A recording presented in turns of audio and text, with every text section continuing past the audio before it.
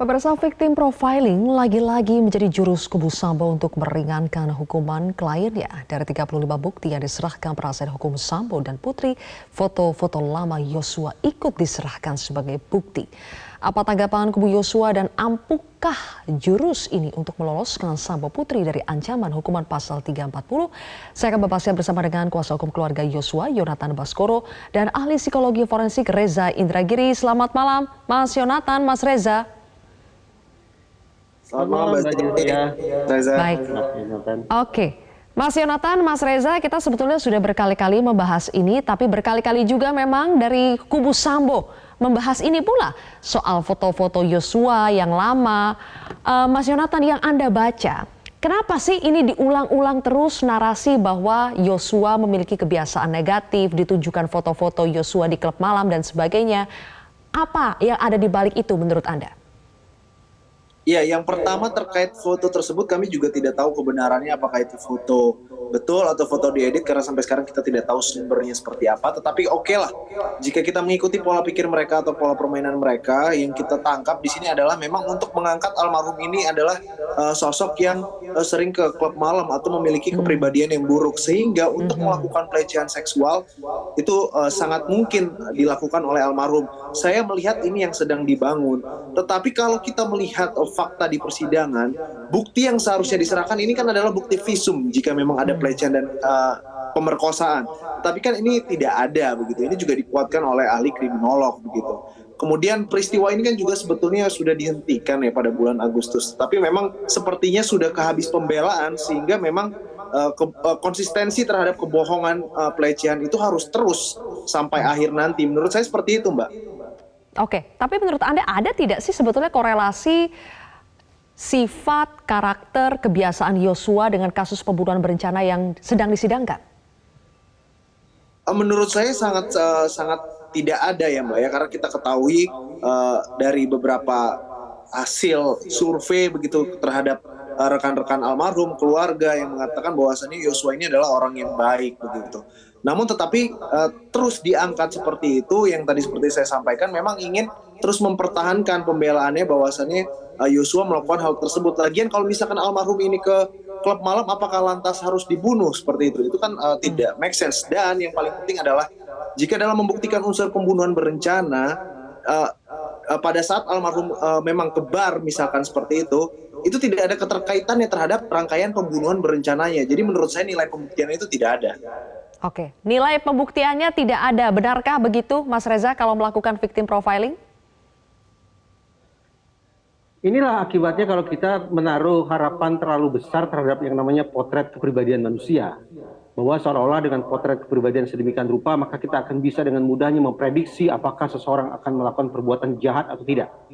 Anggaplah, sekali lagi anggaplah bahwa ternyata potret kepribadian Yosua adalah sebagaimana yang digambarkan oleh pihak penasihat hukum PC dan FS. Pertanyaan mendasar, pertanyaan terbesar adalah bagaimana kemudian tali temali antara potret kepribadian itu dengan pembunuhan berencana? Bagaimana potret kepribadian itu berhubungan dengan tuduhan bahwa Yosua sudah melakukan perkosaan? Saya yakin tali temali itu tidak terbangun. Karena itu, sebagaimana saya utarakan di hadapan majelis hakim ketika saya hadir sebagai ahli di persidangan pada pekan lalu, alih-alih memberikan perhatian tentang kepribadian manusia, dalam hal ini misalnya adalah kepribadian Yosua, adalah jauh lebih penting kalau kita bisa memberikan gambaran tentang proses pemunculan perilaku jahatnya. Seandainya kita anggap bahwa Yosua ini melakukan perbuatan jahat. Nah, kalau kita bisa mendapatkan gambaran yang jernih tentang proses pemunculan perilaku jahatnya, yaitu proses pemunculan aksi pemerkosaan itu, maka tali temalinya akan tergambar secara jelas. Sekali lagi, kalau kita hanya mendapatkan gambaran tentang potret kepribadian Yosua, itu niscaya tidak akan bisa menjelaskan apapun terkait dengan sangkaan, terkait dengan tuduhan. Entah itu tuduhan asli maupun tuduhan yang mengada-ngada bahwa Yosua sudah melakukan pemerkosaan terhadap PC. Oke, tidak hanya potret kepribadian korban Yosua, tapi potret kepribadian dari pelaku Sambo, Putri juga berusaha ditampilkan di sini dengan memperlihatkan foto-foto keakraban mereka. Bagaimana tanggapannya? Boleh kita bahas nanti, pemirsa. Prime Time News akan kembali sesaat lagi. Kita lanjutkan kembali perbincangan masih bersama dengan ahli psikologi forensik Reza Indragiri dan juga penasihat hukum dari keluarga almarhum Brigadir Yosua, Yonatan Baskoro. Mas Reza, kembali ke Anda. Selain berusaha menggambarkan pribadi Yosua.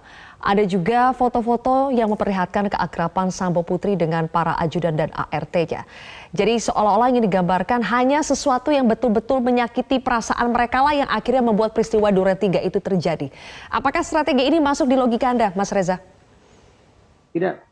Saya tetap menganggap bahwa potret kepribadian tidak akan bisa menjelaskan apapun. Contoh, apakah seorang yang pemarah niscaya akan melakukan pemerkosaan? Belum tentu. Demikian pula sebaliknya. Apakah orang penyabar niscaya tidak akan pernah melakukan kejahatan? Juga belum tentu. Ini sekali lagi menunjukkan bahwa tali temali antara potret kepribadian dengan perilaku yang dituduhkan itu tidak jelas, tidak definitif. Tapi menurut saya, pada waktu sekarang ini dari pihak FS dan PC berusaha untuk menampilkan dua stigma.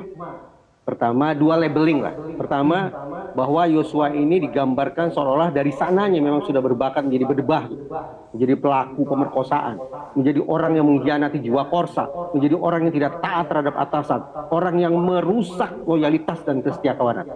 Sementara pada sisi lain, lewat potret-potret yang dihadirkan di ruang sidang, ada kesan bahwa pihak FS dan PC ingin menunjukkan bahwa mereka ini adalah sosok yang humanis, sosok yang santun, sosok yang akrab, sosok yang egaliter yang tidak mungkin sama sekali melakukan pembunuhan berencana. Nah, kalau dua gambaran ini disodorkan ke majelis hakim, lalu majelis hakim meyakini kebenaran citra atau reputasi atau stigma atau labeling macam itu, maka memang tidak tertutup kemungkinan bahwa akan ada peringanan sanksi terhadap FS dan PC sekiranya mereka divonis bersalah.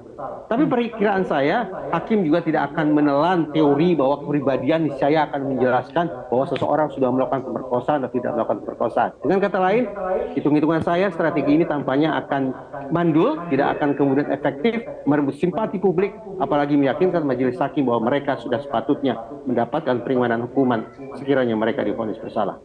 Oke. Mas Yonatan, Anda juga yakin dua labeling yang sedang dibangun terhadap Yosua dan terhadap Sambo Putri ini tidak akan mempan untuk mempengaruhi keputusan hakim terkait dengan hukuman pasal 340?